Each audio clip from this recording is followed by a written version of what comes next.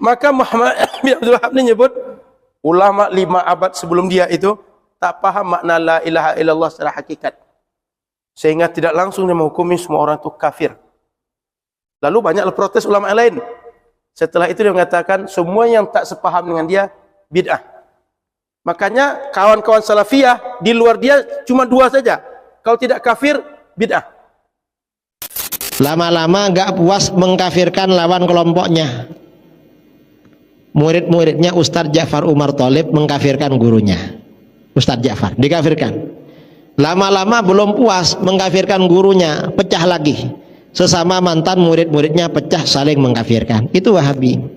Di Hijaz yang sekarang jadi Saudi, beliau mengkafirkan fulan, mengkafirkan sufi, mengkafirkan tarekat, mengkafirkan ulama ini, ulama itu. Apa dijawab? Ini hanyalah buhtanun azim, kebohongan yang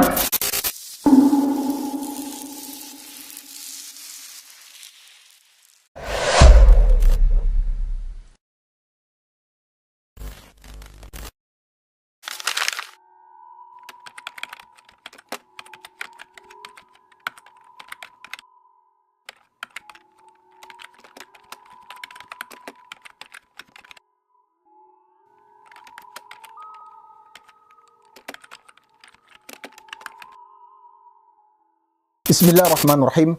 Assalamualaikum warahmatullahi wabarakatuh. Bismillah, alhamdulillah, wassalatu wassalamu ala rasulillah, amma ba'd. Sahabat muslim, para musuh dakwah Syekh Muhammad bin Abdul Wahab tidak puas dengan hanya memfitnah dan menggulirkan isu Wahabi, tapi mereka juga membantai dan membunuh secara biadab terhadap para pengikut Syekh Muhammad, bahkan mengkafirkan Syekh Muhammad bin Abdul Wahab dan pengikutnya secara nyata dan terang benderang, serta menghina mereka lebih buruk dari iblis hanya karena beliau dan para muridnya melarang berdoa kepada selain Allah, beristighosa kepada makhluk dalam hal yang tidak mampu mengabulkan kecuali Allah, bertawassul kepada para nabi dan orang-orang soleh, berlindung kepada selain Allah, dan bersumpah kepada makhluk.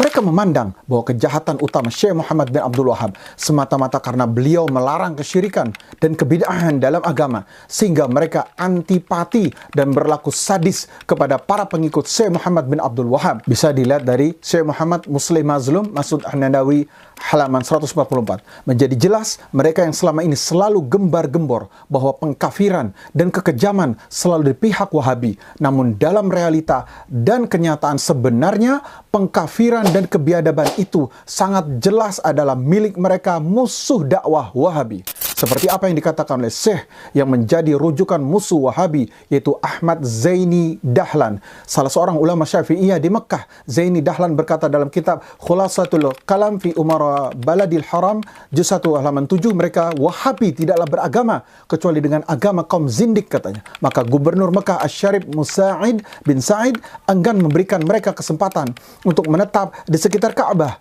dan tidak mengizinkan mereka untuk berhaji setelah jelas di sisi ulama bahwasannya mereka adalah kafir. Dalam halaman itu pula dia menulis, maka Asy-Syarif Mas'ud Qadi Syariat memerintahkan untuk menulis hujjah tentang kekafiran ulama Wahabi yang nyata agar diketahui oleh orang-orang sekarang dan mendatang, dan beliau memerintahkan untuk memenjarakan para mulhidin yang terhinakan tersebut dan membelenggu mereka dengan rantai besi. Maka sebagian mereka dipenjara dan sisanya lari ke Dir'iyah. Bisa dilihat dari Khulasatul Kalam fi Umara Baladil Haram karya Ahmad Zaini Dahlan, juz 2 halaman 7. Coba simak pengkafiran yang nyata dalam tulisan ini. Bahkan dengan tuduhan zindik dan mulhid. Sungguh ini adalah perkara besar yang mereka akan ditanya akan hal tersebut.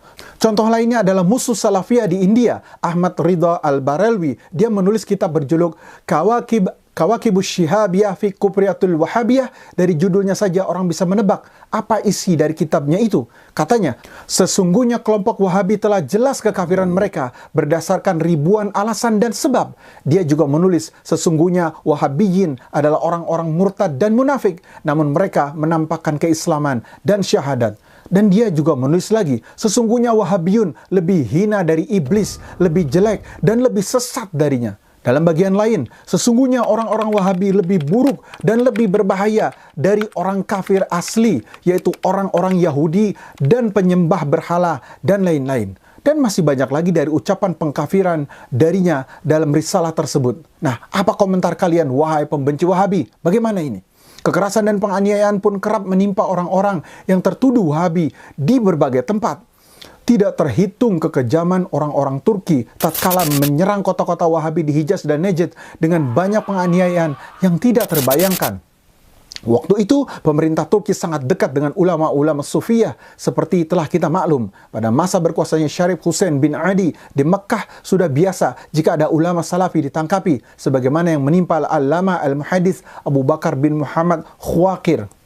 Dia seorang mufti bermazhab Hambali di Mekkah, dan juga anak dan beberapa muridnya juga ditangkap, bahkan anaknya meninggal di penjara. Syekh Khwakir dipenjara selama 18 bulan, lalu dilepas untuk kemudian dipenjara lagi selama 7 tahun 3 bulan dikarenakan berakidah salaf dan mengingkari para penyembah kuburan. Tidaklah beliau keluar dari penjara kecuali setelah datangnya Malik Abdul Aziz membebaskan kota Mekah. Bisa dilihat dalam Khawatir Haul Wahabiyah karya Syekh Muhammad Ismail Miqdam halaman 52.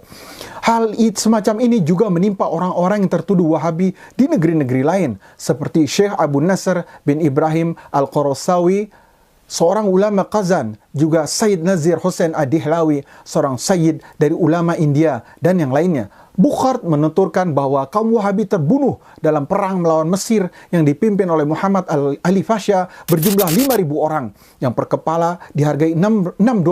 Banyak mayat kaum Wahabi bergelimpangan di depan Muhammad Ali Fasha sehingga kekuatan kaum Wahabi itu melemah. Bisa dilihat dari Syekh Muhammad Muslim Mazlum Masud Nadawi halaman 102. Mereka memutilasi anak cucu Syekh Muhammad antara lain Syekh Sulaiman bin Abdullah bin Syekh, Ali bin Abdullah bin Syekh, Muhammad bin Abdurrahman bin Hasan bin Syekh. Kemudian bahkan Ibrahim Pasha menyiksa seorang qadi Ahmad bin Rashid Al-Hambali dengan pukulan dan tusukan. Kemudian akhirnya mencabuti giginya satu persatu, bisa dilihat di Unwanul Majid juz 1 256. Mereka mau abrak-abrik kota Dir'iyah secara brutal tanpa kasihan, sebagaimana digambarkan oleh Ibnu Bashir.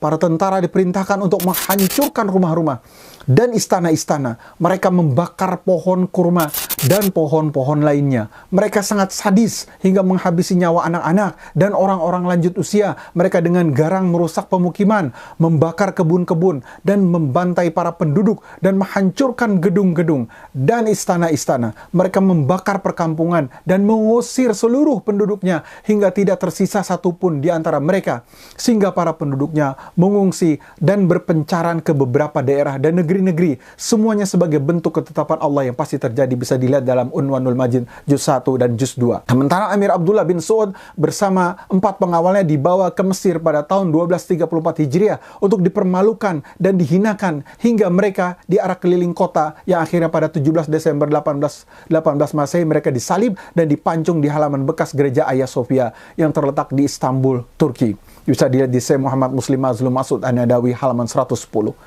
Anehnya, sikap sadis dan brutal Muhammad Ali Fasha terhadap para pengikut Syekh Muhammad bin Abdul Wahhab mendapat ucapan selamat dari Panglima Perang Inggris, George Foster Sadler. Bahkan salah seorang misionaris barat, Zumer, berkata, gerakan Wahabi telah berakhir dengan kerugian yang sangat mengenaskan. Dan sekarang keberadaan politiknya hanya tinggal kenangan indah dalam hayalan, katanya. Di tempat lain dia berkata, perlu diketahui bahwa negara Saudi di Jazirah Arab hanya menjadi kenangan dalam dongeng masa lalu.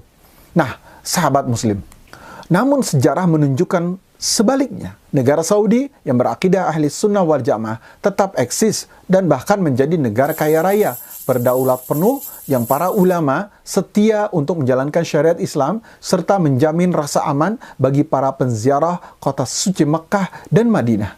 Ada sejarah yang lebih sadis lagi. Seorang Syiah Rafidah yang berasal dari Iran atau Kurdi dari daerah Mosul, Irak, bernama Utsman, datang ke Dir'iyah mengaku sebagai perantau dan berpura-pura sebagai ahli ibadah yang taat beragama dan ingin belajar Al-Quran. Maka oleh Amir Abdul Aziz dimuliakan dan diajarkan berbagai ajaran Islam. Namun pada tanggal 18 Rajab 1218 Hijriah, ketika Amir Abdul Aziz sedang sholat asar, rencana jahatnya terkuak. Pada saat beliau sujud, Utsman menusuk golok ke lambung Amir Abdullah Aziz hingga meninggal dunia. Jamaah masjid panik, bahkan Utsman juga ingin membunuh saudaranya Amir Abdul Aziz yang bernama Abdullah, hingga terjadi pertarungan. Abdullah terluka parah, namun beliau mampu mengalahkan Utsman dan membunuhnya. Niat jahat orang Syiah itu tersingkap, yaitu ingin membalas sakit hati orang-orang Syiah, terutama keluarganya yang terbunuh di Karbala. Nah, demikianlah Sahabat Muslim, semoga bermanfaat. Barakallahu fikum. Assalamualaikum warahmatullahi wabarakatuh.